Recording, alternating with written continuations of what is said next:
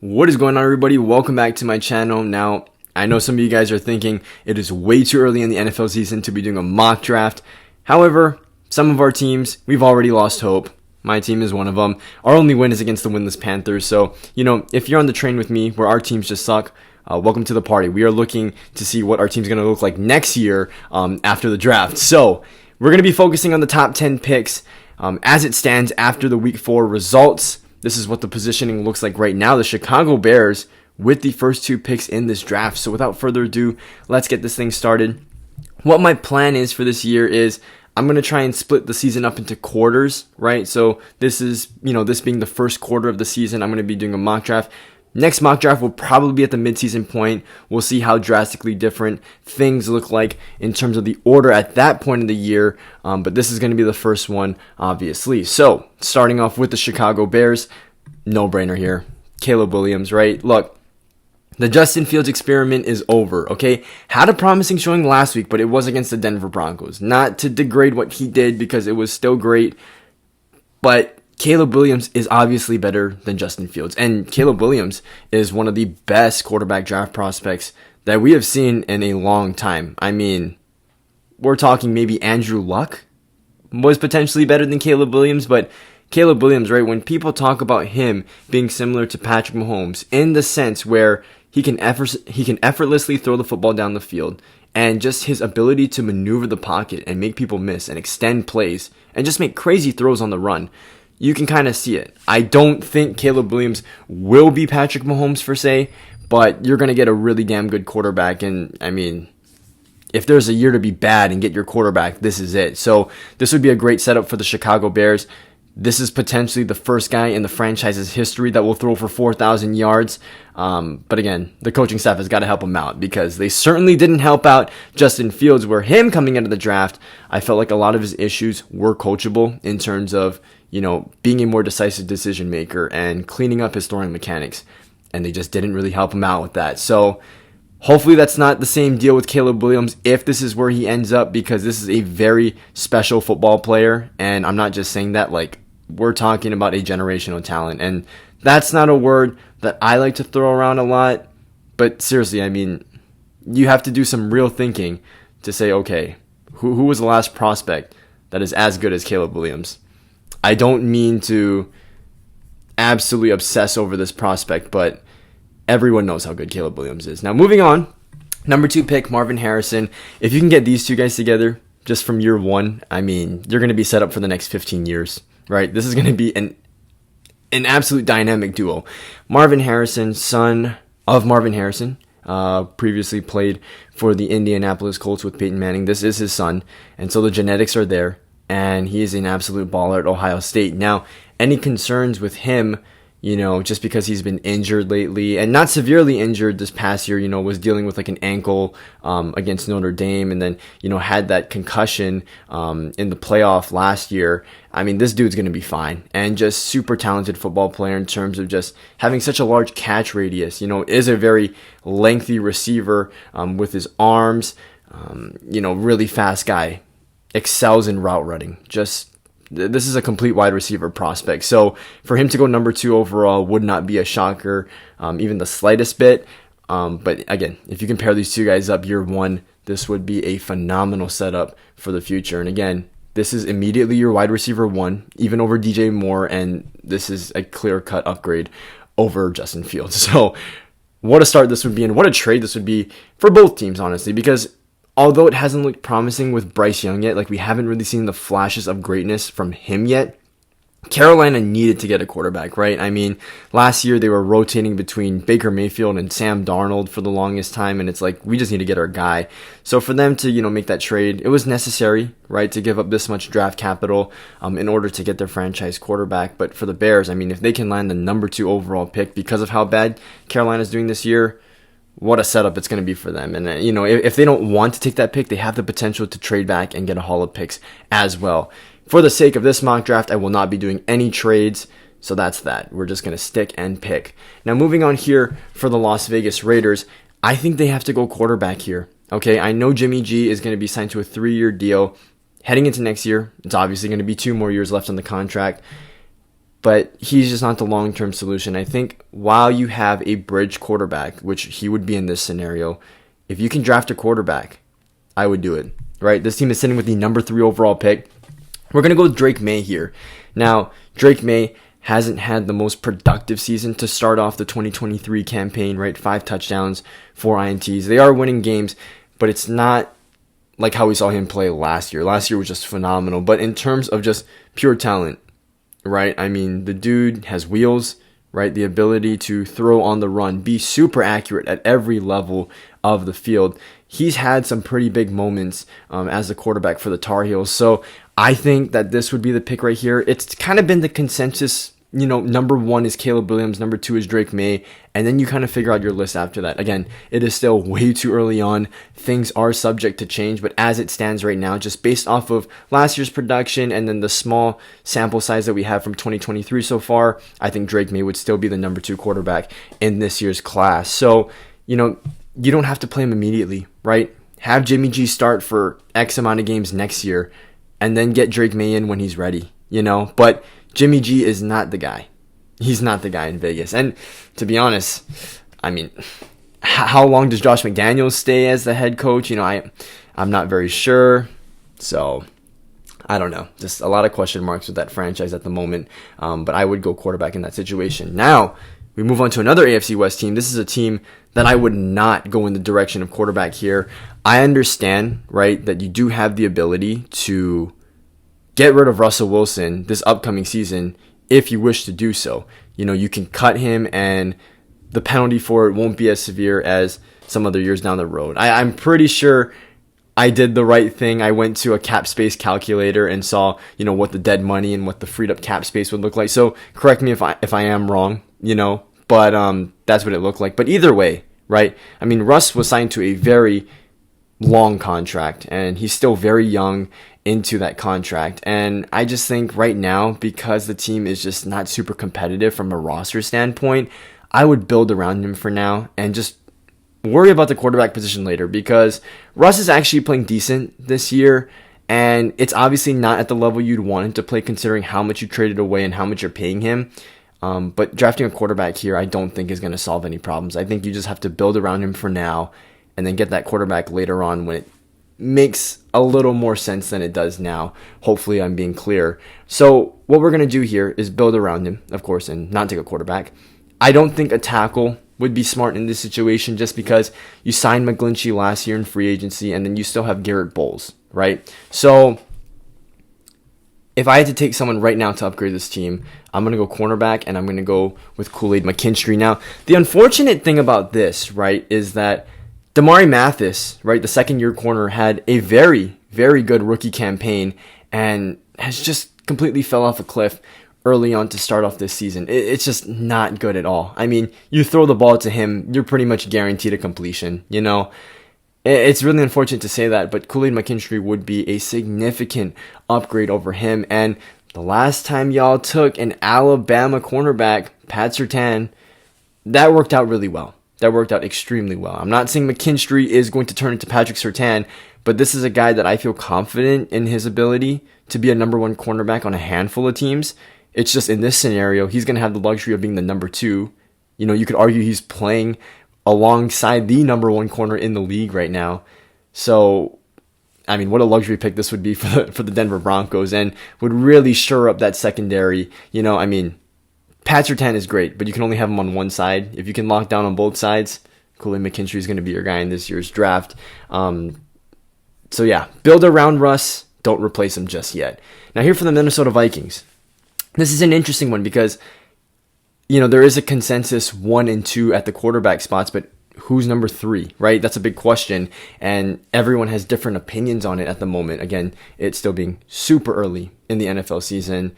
These answers are not set in stone yet. No one has definitive answers for these questions. But for the Minnesota Vikings, what I do know is that they are typically not drafting this high. They're typically in that middle, 12 to 25 range. They're never bad enough to get a high pick, but they're never good enough to win the Super Bowl. So here, if they do end up finishing the season with a top 5 pick, you've got to take a quarterback here, right? I mean, just the way that this class is set up in terms of quantity and quality of quarterbacks, and then also draft position as well. I mean, this works out for the Minnesota Vikings. So here, taking a look at this list. Now, let's go over these quarterbacks really quick, right? Michael Penix, I think, has shown improvement in arm strength this year. His deep ball accuracy is on a different level. So there are a lot of things to like about him. And again, a big red flag with him was being able to stay healthy. And he's been able to do that since he's gotten to Washington. So those are all great things. However, I don't feel like he is top 5 caliber. Now, Bo Nix, I think, excels in an RPO style offense, which teams are going to run RPOs in the NFL, of course, but I don't think it's going to be as heavy of a dose as it is at Oregon right now. Very good at being decisive with the football, being accurate with it, and just, just being confident, just knowing where he wants to go with the football and executing play in and play out. Again, not top 5 worthy in my opinion. We move on to Quinn Ewers, right? I like his ability to push the ball downfield and be accurate with it, right? He is super smart with the football this year. And again, he is willing to be aggressive and he's connecting on those deep throws, right? So I just think that his decisiveness as well, along with his arm strength, his accuracy, his improvisational skills, he's just on another level right now. And so I'm going to take Quinn Ewers here for the Minnesota Vikings. I think that if there's any guy to climb up draft boards throughout this process, and again, seeing how he plays throughout the season, I have the most confidence in Quinn Ewers to do that here. Shedeur Sanders is a really fun one, but a lot of his stats are inflated just from run after the catch from his skill position players. Super clutch player. I mean, the moment is never too big for him. Another guy who is super accurate with his deep ball and also has that improvisational ability to his game. But realistically, right, a top 5 guy, I think, would be Quinn Ewers out of this bunch. It's still way too early to say, but the Minnesota Vikings need to get that Kirk Cousins replacement because Kirk Cousins is a great guy. He's a good football player, but he's not going to win you the Super Bowl. And it's time for a change in Minnesota. You could potentially re-sign him for 1 year, make him the bridge quarterback so you don't have to throw in your rookie immediately. But that's what I would do. Definitely take a quarterback this year from the Minnesota Vikings. Moving on to the Jets, you got to get an offensive lineman. So we're going to go with Joe Alt right here. It's very 50-50 between Alt and Olufashnu right now. So don't get too mad at me about who I chose to take off the board first because it is really close. Both of these guys are really good. I've just seen more Notre Dame this year, more of Joe Alt. I really like his game. And the Jets desperately need a tackle, right? I mean, this guy, I feel pretty sure that he's going to be a good player, like at the least. Like he might not be great, but he's on pace for it. But he'll be good at least. He's a smart blocker, right? Very good upper half and lower half strength. Never gets too aggressive with his blocking. And obviously has a good understanding of the offense. Know where the ball is going to be, whether it's going to his outside or inside shoulder and how to block accordingly. I think he does a great job and also has a fair dose of athleticism as well. So they need a tackle desperately there. And if Mekhi Becton can stay healthy at right tackle, you have 2 bookend tackles for the next, 7 to 10 years. Olufashnu is going to be my next pick here for the New England Patriots. Look, you have Riley Reiff as one of your starting tackles. That's just not it. I mean, he's an aging player who's basically like a bridge. Like he's a Band-Aid for the time being, and he's hurt right now. So you have Vidarian Lowe as a starter, and I know who that is. Most of you guys might not because he was a former Vikings player who spent 1 year on the Vikings and then got traded to the Patriots. So that's not good because that guy was a 6th-round pick. So you need to get a tackle. And Olufashnu would be a great, replacement for what you have going on right now in that situation. So 2 AFC East teams back-to-back getting very quality offensive tackles in this draft. Moving on, number 8, a team that I think a lot of us wasn't going to expect here this high in the draft, the Cincinnati Bengals. Look, the offensive line I know has been a glaring problem for the longest time, but there is a guy in Brock Bowers who's an absolute beast. Now, right now, the current starting tight end, or should be starting tight end on this team, is Irv Smith, a guy who's just been injury plagued his entire career. We're going to go with Brock Bowers here. I mean, this is almost like Bijan, where it's like you didn't really envision a team taking Bijan top 10, but it happened anyway just because of how talented he is. The same's going to go with Brock Bowers, where, you're going to look at a lot of these teams and say, okay, well, they don't necessarily need Brock Bowers. This dude is too talented, and he will not fall out of the top 10. He's just that good. And I mean, the Travis Kelce comparisons are a bit crazy because Kelce is arguably like the greatest tight end that we've seen in the last handful of years. And he's going to end up being one of the greatest tight ends in NFL history. But in terms of, I mean, Brock Bowers, right? Has the size, has the athleticism, is a very solid blocker, and his run after the catch is absolutely insane. The thing about the tight end position, and this is a conversation that I was having with a group of friends earlier today, and this has always been my philosophy on the tight end position. The top tight ends in the league, and we're always going to talk about guys like Kelce, like Mark Andrews, like George Kittle, TJ Hawkinson. All of these guys are athletic, don't get me wrong, but they don't rely on their athleticism as a mismatch. As a tight end, you need to have good size and strength and use that as your mismatch, right? I think that's what all of those guys do. They are excellent route runners, and they have the ability to use their size as an advantage over the defensive players, the linebackers, safeties, corners who are going up against them. Those are the hybrid type tight ends that end up being the most successful. Obviously, it's not easy to find those guys because there are only a handful in the league. So again, if you can get a guy like Brock Bowers, who doesn't come around very often, you got to take him, and he's going to be here in the top 10. And for the Cincinnati Bengals' sake, right? T. Higgins is not going to be here next year. So you have Jamar, Brock Bowers, Tyler Boyd. It can work. I don't see why not. I mean, this offense hasn't looked good this year. Maybe they need a presence over the middle to kind of open things up.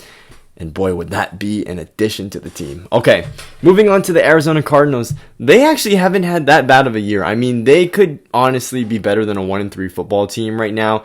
I would already say that they overachieved, so good on them for that. Not good for the sake of the NFL draft. But what we are going to do here, right? So wide receiver, I would agree, is a need, right?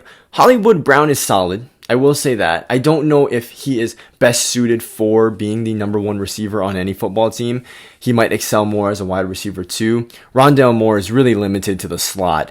And then you have Michael Wilson, who has shown, glimpses of promise early on here in his rookie campaign. Looking at this wide receiver group, I think, and especially what this roster looks like as well, because it's not super great. I think for Arizona specifically, just because of the depth, I think they could wait. Now it's going to sound a little contradicting because the next pick might be a wide receiver. But the Cardinals, I mean, you have a defensive-minded coach in Jonathan Gannon, and I think he's going to want to get his guys.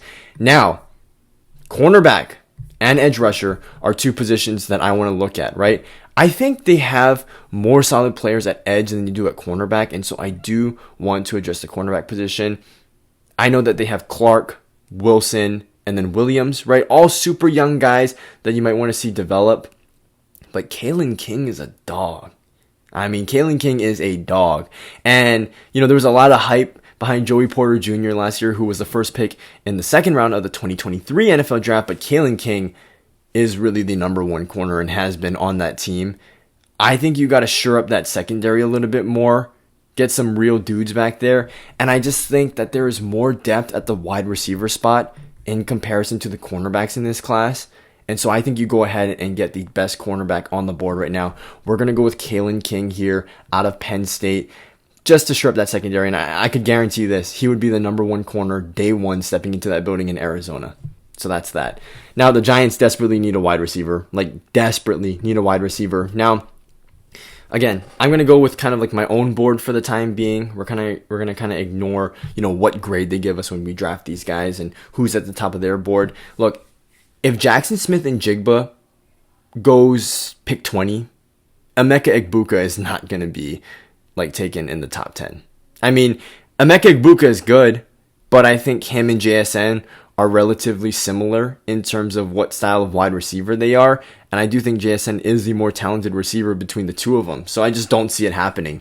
But taking a look at the other guys, the two people that I was considering, or actually you could say three, Malik Neighbors, Keon Coleman, and Rome Odunze. I'm going to go with Rome Odunze here. Now, again, I mentioned we are going to simulate the rest of this draft just because I was going to focus on the top 10 so we can see what the computer thinks the rest of these teams are going to do, just because this middle to back end of the draft is going to be a lot more subject to change compared to the top 10, which is what we wanted to emphasize a little more. But Rome Odunze, right, already has 6 touchdowns on the year, 600 yards on the year, and is the number 1 receiver in a very stacked room right now. So, again, for a team that desperately needs some wide receiver help, I mean, what they have right now is just mediocre at best. Maybe Jalen Hyatt can turn into some sort of deep threat that they're looking for. But yeah, this would be the number 1 receiver right here. I mean, you can't be rolling out week to week with Darius Slayton and Isaiah Hodgins as your 2 guys. You know, I mean, it's not going to work out. So that's that. I guess we're going to get a bonus pick because we are managing the Cardinals because they had a top 10 pick.